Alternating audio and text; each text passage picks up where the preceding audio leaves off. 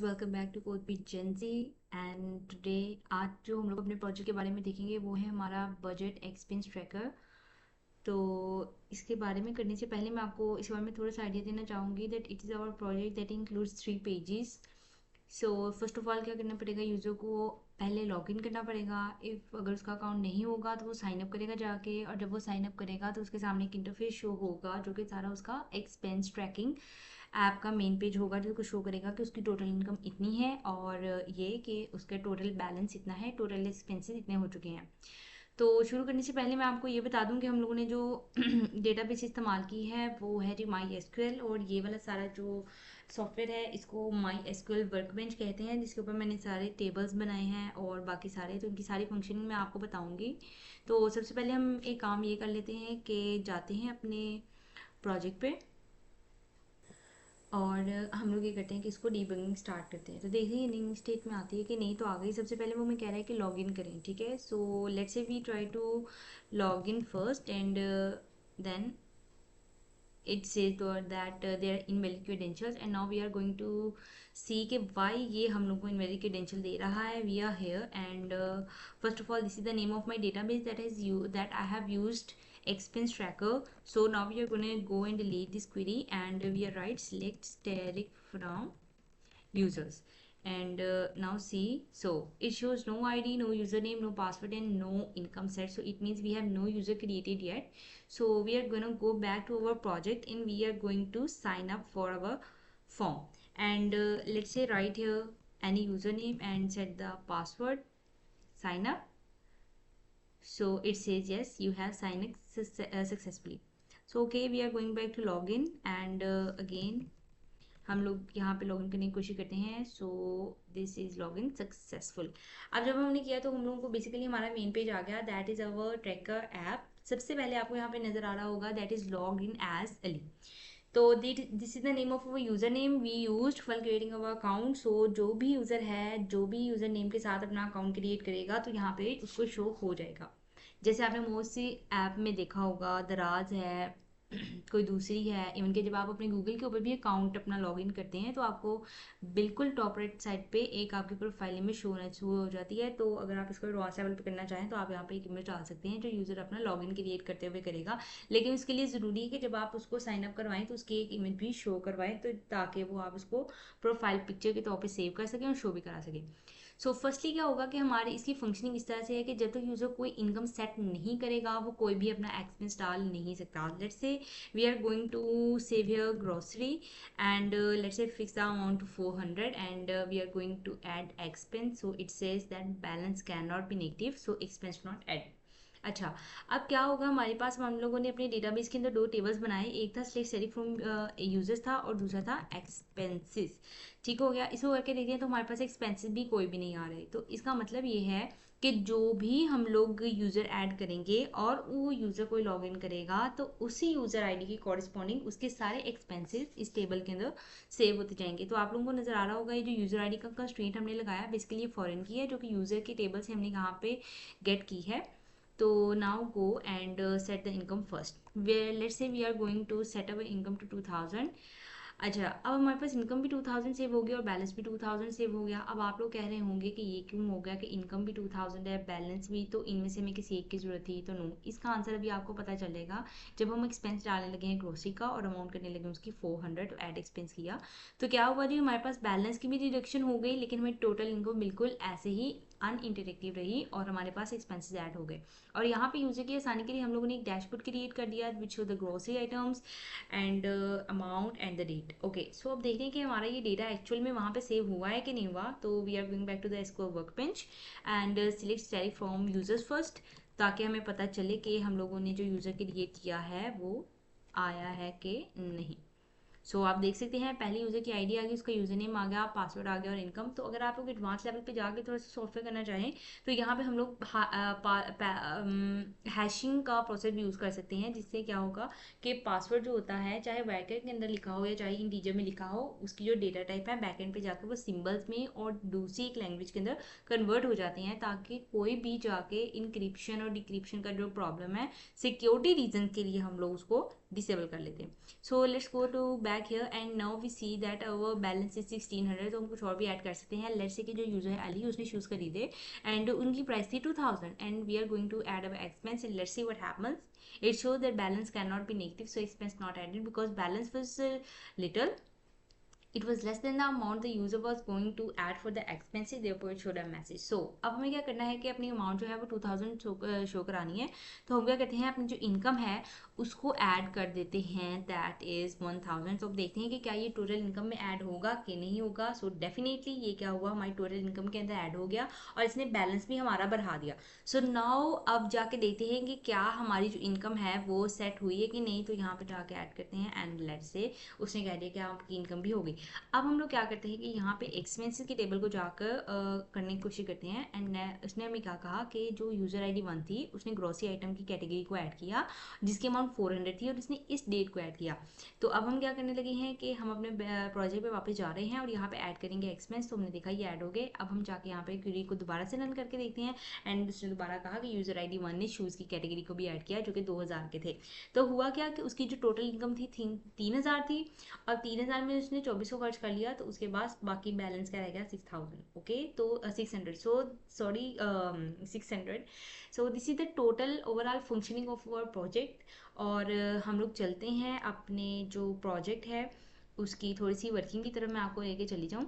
तो आपने देखा होगा यहाँ पर जो मेरे पास शो हो रहे हैं, फॉर्म 1 हो रहा है, फॉर्म 3 हो रहा है और फॉर्म 2 हो रहा है. और जब ये है कि जब हम लोग इसको रन करते हैं तो अभी मैं इसको आप लोगों को स्टॉप करके दिखाती हूँ. वेट जी. तो हमने देखा कि हमारे पास जो लॉगिन वाला फॉर्म था, दोबारा से मैं आपको इसको रन करके दिखाती हूँ. तो ये देखिए यहाँ पे हमें फॉर्म 2 शो हो रहा है बेसिकली विंडो के ऊपर, जबकि हमें यहाँ पे लॉगिन होना चाहिए था लेकिन नहीं आ रहा.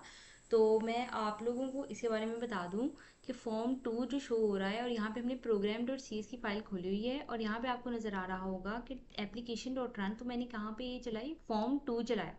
सो बेसिकली होता ही है बाय डिफ़ॉल्ट यहाँ पे फॉर्म 1 आपका रन हो रहा होता है जब भी आप इसको जाके देखेंगे एप्लीकेशन वाले में.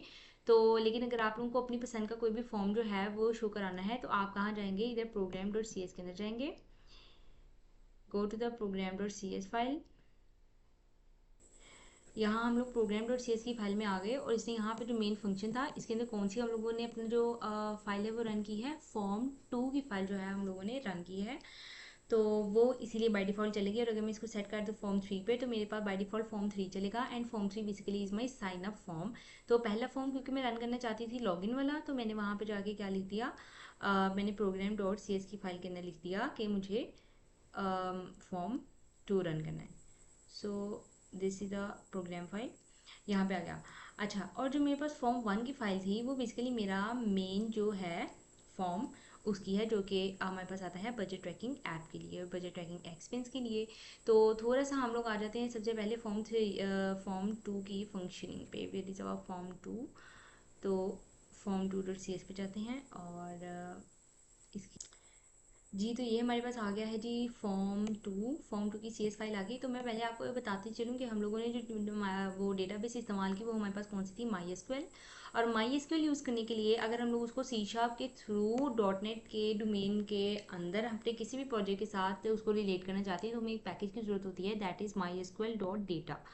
तो माई एसक्यूएल डॉट डेटा जो थी बाय डिफ़ॉल्ट मेरे पास प्री इंस्टॉल नहीं थी. तो फिर मैंने क्या किया, सोल्यूशन एक्सप्लोरर के ऊपर हम लोगों को जाना है. सोल्यूशन एक्सप्लोरर के ऊपर जो हमारे प्रोजेक्ट का नेम है हमें वहाँ राइट क्लिक करना है. राइट क्लिक करने के बाद वेट करें जी. तो राइट क्लिक करने के बाद यहाँ पे हमारे पास आता है मैनेज न्यू गेट पैकेजेस. तो हम लोग इस पर क्लिक करेंगे.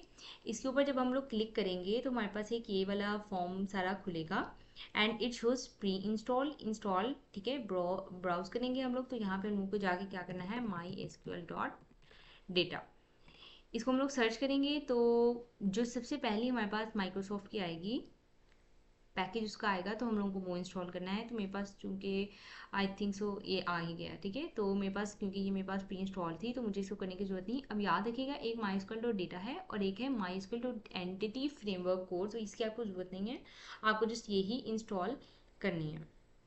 तो यहाँ से हम लोग चलते हैं, क्योंकि मेरे पास इंस्टॉल था इसलिए ग्रीन टिक आ रहा था, ठीक है। तो जस्ट वो ऐड करेंगे तो आपको बाय डिफ़ॉल्ट एक ये इस्तेमाल करनी है, ये जो मैंने हाईलाइट कर दी है लाइन नंबर 2 के ऊपर मेरा पैकेज जो है लिखा हुआ। अच्छा जी, बाद में ये नेम स्पेस आ जाएगा। नेम स्पेस बेसिकली आपका प्रोजेक्ट का जो नेम है आपने वो वाली नेम स्पेस यहाँ पे लिखनी है। और क्योंकि मेरे जो फॉर्म का नाम था वो फॉर्म 2 था, अगर मैं उसका नाम लॉगिन रखती तो मुझे यहाँ पे लॉगिन लिखना पड़ेगा। तो जो सा भी यहाँ पे लेट्स सपोज आपके पास यहाँ पे फॉर्म 2 पे जाके आप इसको क्लिक करेंगे और आपको प्रॉपर्टीज़ की नेम के अंदर यहाँ पे नज़र आ जाएगा इसका नेम जो कि है फॉर्म 2। तो फॉर्म 2 है तो इसका जो टेक्स्ट है हम लोग यहाँ पे लिखने के लिए हम लोग कर देते हैं लॉगिन फॉर्म। तो आप देख रहे होंगे यहाँ पे आपको लॉगिन फॉर्म नज़र आ रहा है। तो ये हमारी फाइल आ गई। तो सबसे पहले हमने क्या किया, कनेक्शन बनाया स्ट्रिंग के थ्रू। हमारे यहाँ पे जो सर्वर आएगा वो सर्वर का नेम आता है। तो उमूमन जो MySQL की वेबसाइट है वो लोकल होस्ट पे चलती है, और लोकल होस्ट पे ना चले तो मैं आपको इसको एक और जो सोल्यूशन है वो बता देती हूँ। लेट्स से आप लोग यहाँ से जाके हम लोग इसको क्रॉस करते हैं, हम लोग इधर MySQL वर्कबेंच खोलते हैं। और यहाँ पे जब हम खोलते हैं तो यहाँ पे देख सकते हैं आप, यहाँ पे प्री इंस्टॉल जो मेरे पास रूट का आईडी है खुला हुआ, वहाँ पे लोकल होस्ट :3306 आ रहा है। तो बाय डिफॉल्ट इस पे चलती है। आप लोग चाहें तो :3306 भी लगा सकते हैं, अगर आप ना चाहें तो ना लगाएं, जैसे कि मैंने नहीं लगाया। सो हमने कर दिया और हमारे पास ये लॉगिन भी हो गया, और बाय डिफॉल्ट वहीं से खुला जहाँ पे हम लोगों ने अपना वर्कबेंच छोड़ा था। तो उसके बाद वो बना लिया। उसके बाद पासवर्ड जो है वो हम लोग अपनी कोई भी जो डेटाबेस का रखते हैं वो रखेंगे, ठीक है। तो ज़रूरी नहीं है कि आप यहाँ पे जो है रूट के थ्रू बनाएं, आप लोग अपना दूसरा भी एक यूज़र क्रिएट कर सकते हैं, वो करें। और डेटाबेस का नाम आपको रखना है जो आपने उस यूज़र नेम के थ्रू रखा था, जो कि मैंने रूट के अंदर एक्सपेंस ट्रैकर बनाया। उसके बाद फॉर्म 2 के ऊपर सबसे पहले हमें जाके इनिशियलाइज करना पड़ेगा सारे कंपोनेंट्स को, ताकि हमारे कंपोनेंट्स जो हैं वो वर्किंग कंडीशन के अंदर आ सकें। उसके बाद फॉर्म 2 डॉट लोड के ऊपर किया, क्योंकि हम लोगों को पूरी उसकी वेट्स चाहिए थी। तो जो हमारा फॉर्म 2 कहाँ गया, फॉर्म 2 जो था बेसिकली हमारा, वो सारा कुछ पूरी मैक्सिमाइज विंडो के थ्रू था, और सारे जो कंपोनेंट्स थे हमने एक पैनल के अंदर डाले थे। तो इसलिए हम चाहते थे कि जब पूरी उसकी डेस्कटॉप साइज की विंडो हो जाए तो वहाँ पर सारे कंपोनेंट्स दरमियान में नजर आए। उसके बाद हमने कहा कि लॉगिन अगर किया जाए तो क्या हो, उसको देखा जाए कि यूज़र नेम जो हो उसको मतलब जो यूज़र नेम टेक्स्ट के अंदर लिखेगा और पासवर्ड लिखेगा, उसका टेक्स्ट जो है हम लोगों ने वेरिएबल्स के अंदर स्टोर करा दिया। और बाद में हम लोगों ने कनेक्शन बनाने के लिए और अपना डेटा सेव करवाने के लिए, सॉरी डेटा मैचिंग कराने के लिए लॉगिन बटन के अंदर इन वेरिएबल्स को इस्तेमाल कर लिया। लेट्स से कि वहाँ पे यूज़र को सिलेक्ट करें, जहाँ पे ये अगर हो जाए तो ठीक है।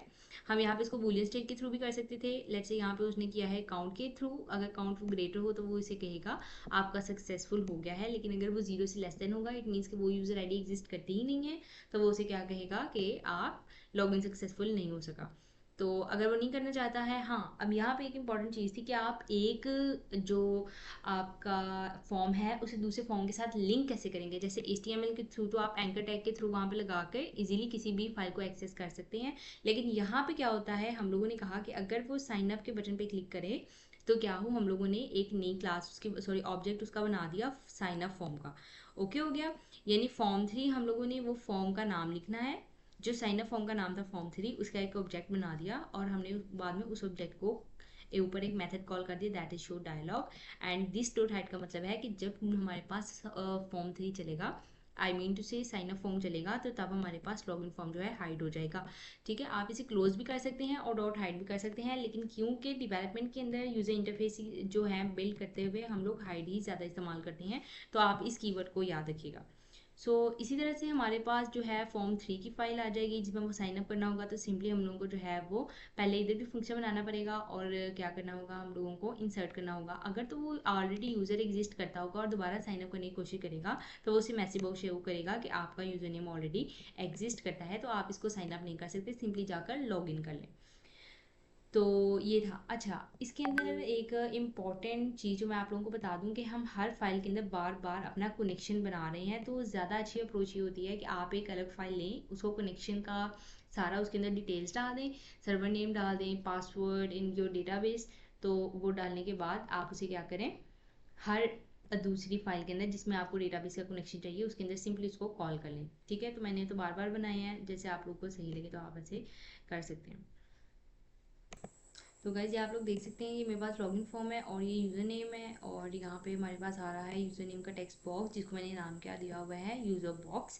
तो अगर मुझे यहाँ का टेक्स्ट लेना पड़ेगा तो मैं यूज़र बॉक्स डॉट TEXT का जो है वो इस्तेमाल करूँगी, उसकी जो प्रॉपर्टी है। तो आगे के वो है, और हमने सारे लेबल्स लगाए हैं। तो इस तरह से सारा हमारा जो है वो फॉर्म चल रहा है। ये फॉर्म 1 है जिसको कि डेस्कटॉप साइज दिया हुआ है, तो इसी वजह से यहाँ पे मेरे सारे हॉरिजॉन्टल और वर्टिकल जो है वो स्क्रॉल बार्स नज़र आ रहे हैं। यहाँ पे हम लोगों को लेबल्स डालने ज़रूरी थे ताकि कोई भी जो है वो वैल्यू शो होती रहे। असल में ये इनके नाम नहीं है, ये तो मैंने इनको सिर्फ देखने के लिए किया है। Basically it's the text that is appearing with the dollar sign, and जो इनका असल नेम है वो इसका है LBL बैलेंस वैल्यू और total income, and this is the I think LBL total value. ये बैलेंस वैल्यू है और ये टोटल वैल्यू है। और हमारे पास एक फॉर्म 3 रह गया, form 3, this is the form 3। So hopefully guys आप लोगों को समझ आई होगी। तो अगर आपको थोड़ा सा और डिटेल वर्जन चाहिए होगा तो प्लीज़ आप मुझे कमेंट सेक्शन में जाके ज़रूर बताइएगा। तो और दूसरी बात ये कि आप इसका जो ग्राफिकल यूज़र इंटरफेस है उसको और बेटर कर सकते हैं। इट्स जस्ट एन आइडिया कि आप किस तरह से उनको बिल्ड कर सकते हैं। Okay guys, thank you.